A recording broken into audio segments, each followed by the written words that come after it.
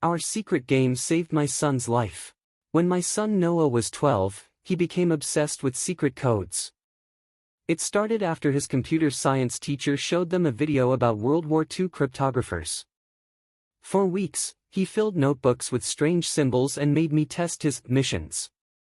I thought it was just a harmless phase, a way for him to channel that restless, brilliant energy he always carried. We lived in a small apartment on the edge of Chicago. I worked late nights in IT security, so most evenings it was just the two of us. His mom had passed when he was 6, and ever since then, Noah clung to anything that made us feel like a team. The code game became one of those things. He called it the signal system. Every symbol had a meaning, simple ones like "I'm home" or "call me," and stranger ones like "don't talk" or "danger." He even invented an emergency signal, Signal 7. He said it meant I'm not safe, but I can't talk about it. We practiced it like a fire drill. He'd text me random patterns during the day, and I'd decode them before he'd failed the mission. It was cute, honestly. I didn't know it would become something else entirely. The deeper we got into it, the more complex the codes became. He'd hide messages in video game usernames, Wi-Fi names, even random photos. Sometimes I wondered if he was too into it, but it kept him busy, and it was our bond, our little world. One Friday night, I came home past midnight. Noah was asleep, his computer screen still glowing. On it was a notepad window with the words, "Remember, trust no system. Build your own." Just another one of his little hacker mottos, I thought. But then, about a week later, things started to feel off. Noah became quieter. He'd close his laptop whenever I walked in. His phone buzzed constantly, and he'd smile nervously when I asked who it was. He said it was a game server chat. I didn't push it. He was 12, I wanted to respect his space. Still, I noticed changes. He'd double-check the door locks at night. He stopped riding his bike to school. And he asked me strange questions, things like, if someone tracks your IP, can they find your address right away? I thought maybe he'd seen something online that scared him, so I told him not to worry, that our network was safe. Then came the night of March 14th. It was raining hard, thunder rolling over the city. I came home from work and the apartment felt wrong, too quiet. His shoes were by the door, his jacket on the chair, his tablet charging. But Noah was gone. At first, I assumed he was at a friend's place. I called, no answer. Then I checked his room again. On the whiteboard where he used to scribble his codes, there was one message, written in red marker. S7, 3:14 to 11:47 p.m. Signal 7. The emergency code. My stomach dropped. I tried to stay rational. Maybe he'd made it up as a prank, another one of our missions. But something deep in me knew it wasn't. The timestamp written next to it was only 15 minutes before I got home. I tore through his room, looking for clues. His laptop was gone. His phone too. I checked the security camera feed from our building, the hallway camera was offline. Disabled. That's when panic hit.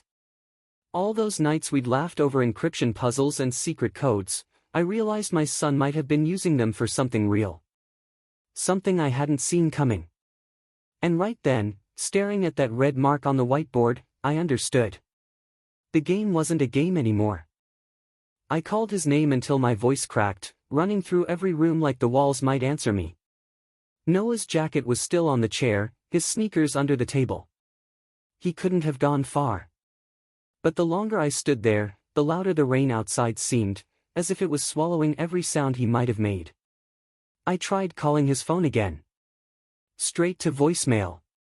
Then I noticed something on his desk, his old flash drive, one I hadn't seen in months. It was taped underneath, like he'd hidden it. I plugged it in. There was only one file, a text document titled S7 Protocol. Inside were strings of numbers, broken lines of code, and one phrase that froze me. If you're reading this, it means Signal 7 has been triggered. I read it twice. He wrote that if anything ever happened to him, if he couldn't contact me, I should follow the sequence of clues hidden in our systems. He didn't explain what that meant, but then I remembered his obsession with embedding codes in everything, Wi-Fi names, images, even playlists.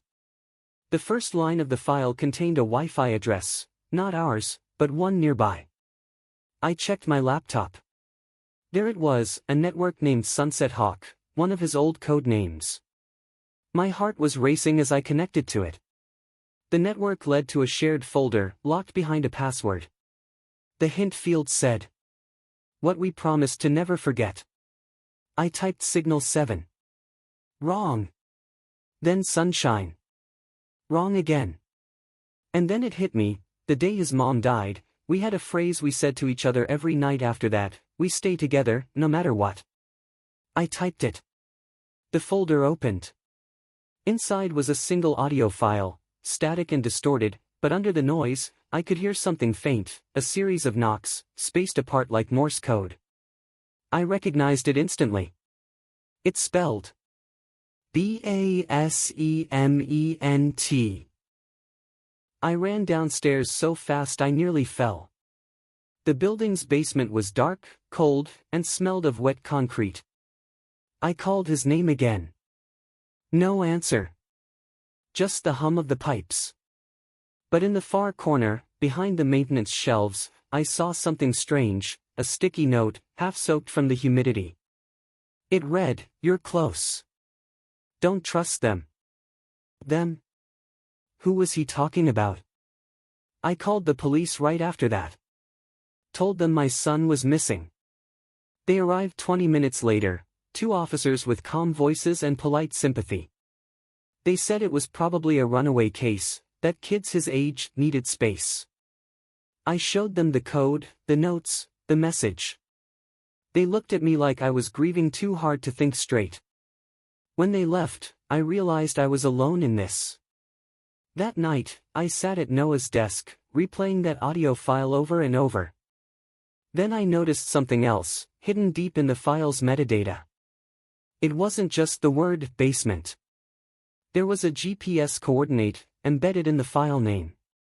A small location outside the city, near an old industrial park. I didn't even hesitate. I drove there in the dark, windshield wipers thrashing the rain off the glass. The road was empty, industrial lights flickering in the fog. When I arrived, the coordinates pointed to an abandoned warehouse. The place looked like it hadn't been touched in years. But there, on the rusted doorframe, was another red mark. The same symbol Noah used for Signal 7. Inside, the air was stale. I followed a trail of footprints on the dusty floor until I reached a small control room. On the wall was another message, painted in black. Level 2. Trust the system. My stomach twisted. That phrase, "trust the system," was what Noah used to say when he made a new encryption layer. But here, it felt different. Wrong. I found an old monitor still powered on, humming faintly. A live chat window was open. At the top was a name, Gray Eye. The messages were brief, like fragments of a conversation between Noah and someone else. Gray Eye, you're smarter than the others. Noah, I don't like this anymore. Gray Eye, you already agreed. One more test. That was the last message. The timestamp matched the night Noah disappeared. I sat there, staring at the screen, the rain still hammering the roof above me. My son hadn't run away. Someone had taken him, someone who knew how to play his game. Someone who'd been watching him for weeks. And in that moment, as the screen flickered and the chat window faded to black, I realized I wasn't looking at a child's puzzle anymore. It was a trap, one designed for both of us. I left the warehouse just before dawn, the sky bruised with storm clouds. My hands were still shaking on the wheel. I couldn't tell if it was fear or adrenaline. All I knew was that somewhere, Noah was out there, and someone named Gray Eye had him. At home, I combed through Noah's computer again. The chat history with Gray Eye had been wiped clean. But I noticed something strange. His browser logs showed visits to encrypted forums, places hidden from normal search engines. Threads with titles like "The Experiment Continues" and "Signal Systems, Phase 2." The same term he'd used in that message, Signal 7. I followed one link that still worked. It opened to a dark web forum filled with usernames, coordinates, and cryptic codes. In one thread, I found a post from Gray Eye himself. It read, "Subject 047 has reached stage 3. The father has entered the sequence. Commence observation." My blood went cold. They were watching me, this entire time. The next day, I went to the police with everything I'd found.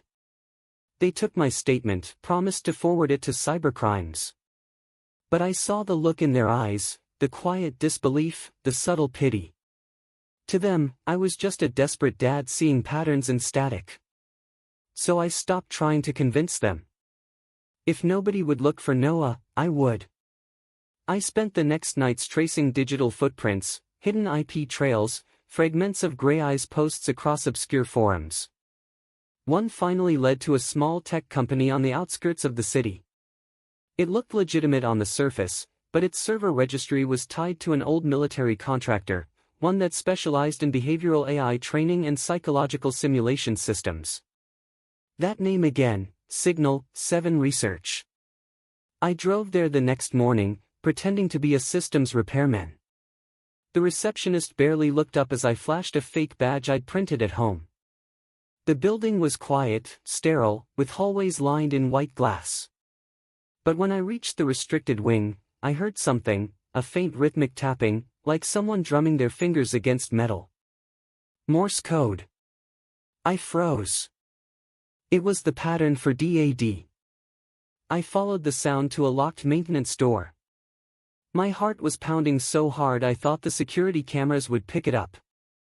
Using a fire alarm key from the hall, I forced it open. Behind it was a narrow stairwell leading down to a dimly lit lab. Screens flickered everywhere, displaying camera feeds, some streets, some classrooms, and some bedrooms. Dozens of them.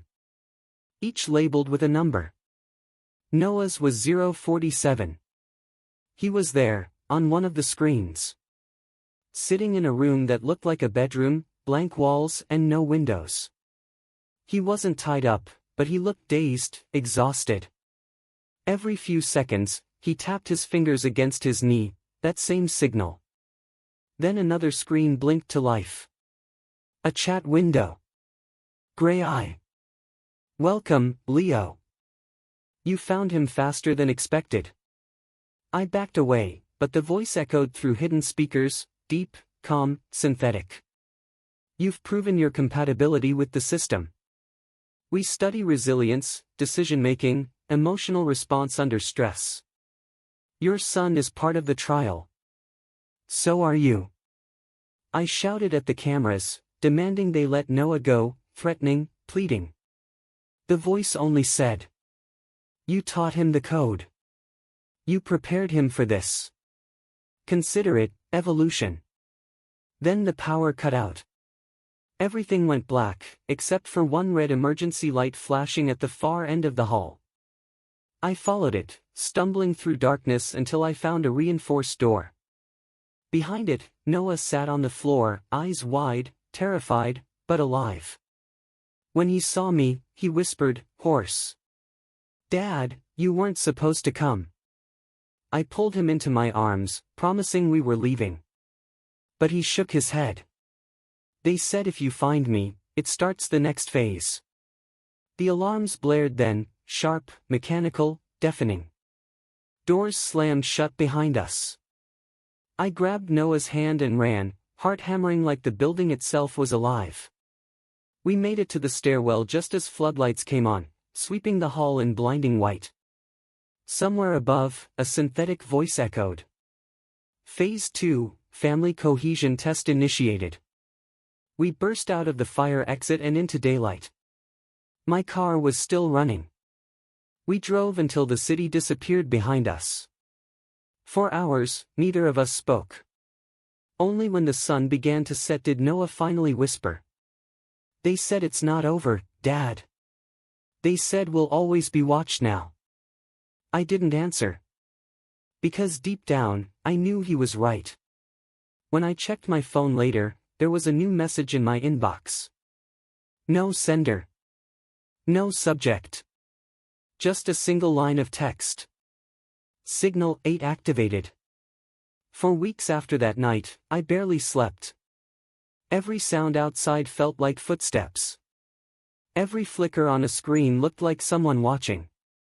Noah and I stayed in a small motel 2 towns away, curtains drawn, phones off, laptops smashed. I told him we were safe, but the truth was, I didn't believe it myself. He barely spoke. Sometimes I'd wake up and find him sitting by the window, tapping his fingers against the glass, that same slow rhythm we used to use for safe. Other times, he'd flinch when a TV commercial cut to static. Like he was hearing something I couldn't. Then, one morning, he handed me a piece of paper.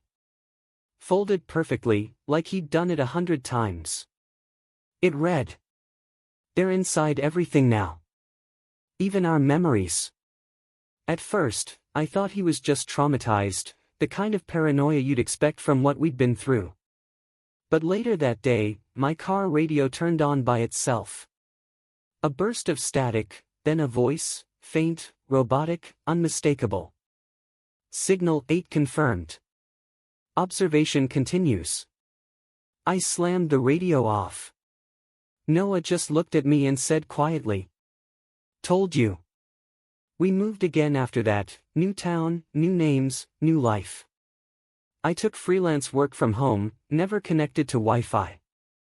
Noah was homeschooled, therapy twice a week, and still, the shadows of the old system followed us. Sometimes we'd hear the same tone, that low-frequency hum, in places it shouldn't be. Streetlights. Elevator speakers. Even the hum of the fridge. Always the same pattern. I tried pretending it wasn't real.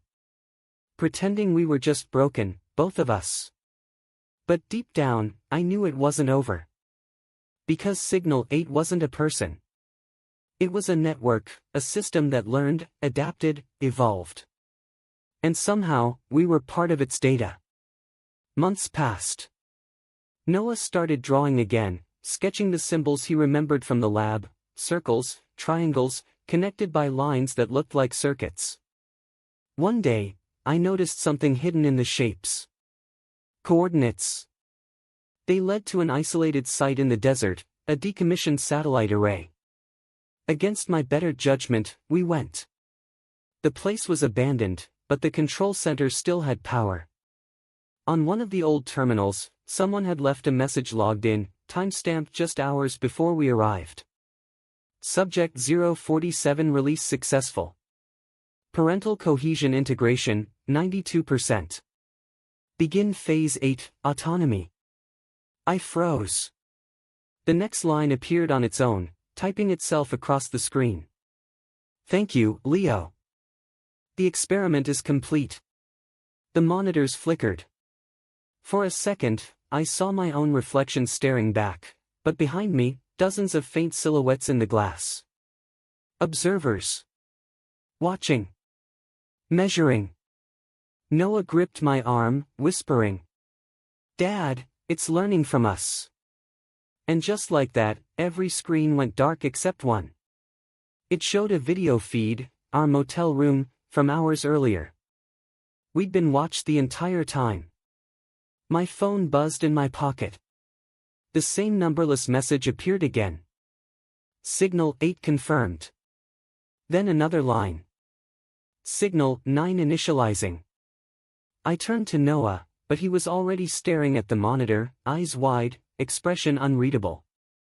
Then, for the first time in months, he smiled, small, strange, knowing. "It's okay, Dad," he said softly. "I think I understand now." The lights dimmed. The monitors glowed with shifting symbols, the same patterns Noah used to draw. They pulsed, synchronized with his heartbeat on the monitor beside him. And then, silence. When I turned back, Noah was gone. No sound. No struggle. Just gone, like the air had folded in on itself. I searched the entire complex for hours, screaming his name until my voice broke. But the only thing I found was a message scrawled across one of the panels in marker. His handwriting. Don't follow me. I'm part of it now. The lights cut out again. The hum returned, low, mechanical, almost breathing. And in that darkness, I finally understood. Signal 7 was never a game. Signal 8 wasn't an experiment. It was a bridge. Between us, and something beyond control.